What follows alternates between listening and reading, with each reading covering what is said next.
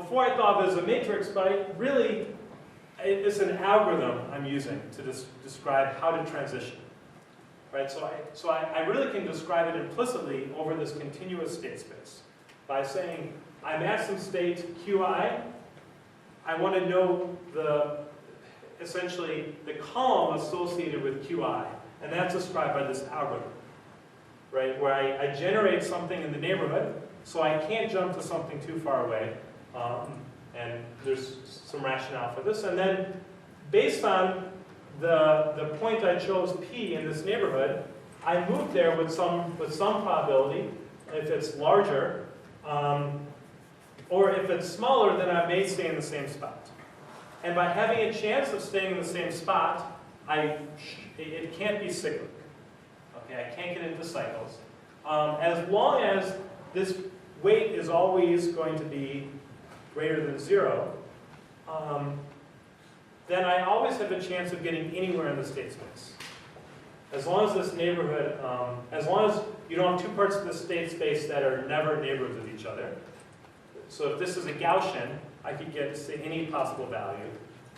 Then I could get anywhere, because I have some probability of getting there. So that means that it's not going to have absorbing or transient state. It's going to be connected. So this is going to describe implicitly this ergodic Markov chain. And so the cool thing about this is that in the limit, this random walk will, so in the limit, you're going to have Qi equals to, is going to be proportional to Q star, and this Q star is going to be exactly this probability for each, so Q star of V is going to have exactly this value.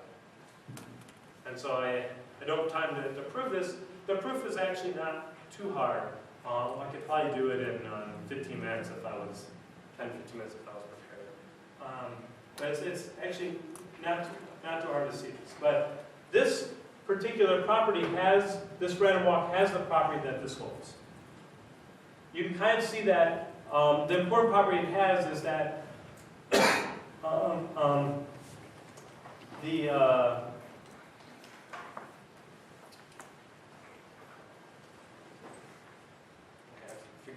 exactly how it works, but you can look at any two states and look at the probability going back and forth to them proportional to their weights, and it satisfies that. And it turns out you only need this one simple property to show. Okay, so if you do this, if you remember the property, so there are a couple other notes I should make on this. Doing this long enough is going to give you one state from Q star. But remember, my goal was to get a set of these n states. And this is typical goal. This is now kind of the main computational tool for Bayesian analysis. You'll set up some probability of being someplace, and then you'll try and draw samples from that probability distribution. So you want to draw a set of these samples. And if I do this long enough, I get one sample. So so if I want more than one sample, what I should do is I should run it long enough, and then I should start over again and rerun it all over again until it converges. Typically, what people do is they'll run for t steps,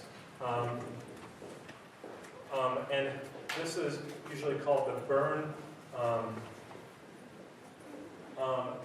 time, where I run the chain for some t steps, and maybe often people say 1,000. And this is fairly common, 1,000, independent of whatever the system is. And then I will run for, say, something like 5,000 more steps. And I will take all of these states. Okay, the idea being that in the limit, each of the states is proportional to this, and I have this property where if I take the next state, I'm still kind of from the right distribution. So if I average over all these, it should be okay. It's kind of, there's some issues with this. There's something called some autocorrelation in here. Each qi and qi plus 1 are more likely to be near each other based on this neighborhood definition. And qi is more likely to be, qi plus 1 has some too high of a probability of being exactly the same as qi. In some continuous state space, you should probably never have the same thing twice, but you definitely have some non-zero probability. So there's some autocorrelation. So sometimes people say, well, I'm going to take like every 5 steps or every 10 steps and then keep that. But that's rare. In practice, people just take all of them to get a good estimate of this. This may, you know, you should, if you do that, you should treat this as really being 1,000 samples instead of 5,000. That's when there's a lot of statistics and how to kind of sort this out. The other main problem is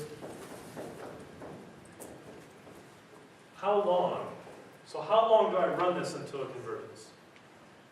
I said this happens in the limit. I said if I'm closer to the discretion, I'm probably closer to it. But how long do I run it? So I'd say 1,000 steps is the burn-in.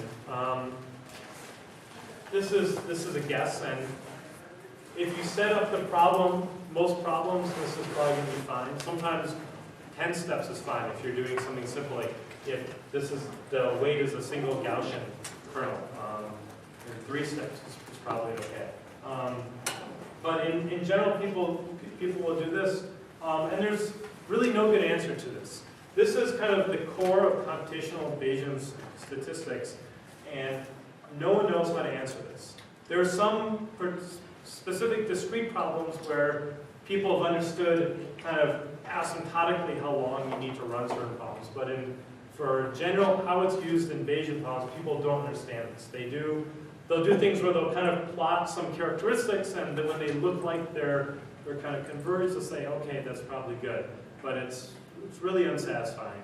I think this is kind of a major open question that, I don't know, I don't think enough people, there are some people working on this, but it's a very small fraction compared to the people using Markov chains for analysis of these sorts of problems. Okay, so this was the metropolis algorithm, the view from this, you're at one vertex at a time. On Monday, we'll get back to the second view, where we'll maintain the state and how this relates to PageRank and how this kind of developed. We'll talk about the history of search engines and how they evolved, and why this connection to PageRank was so important in cities.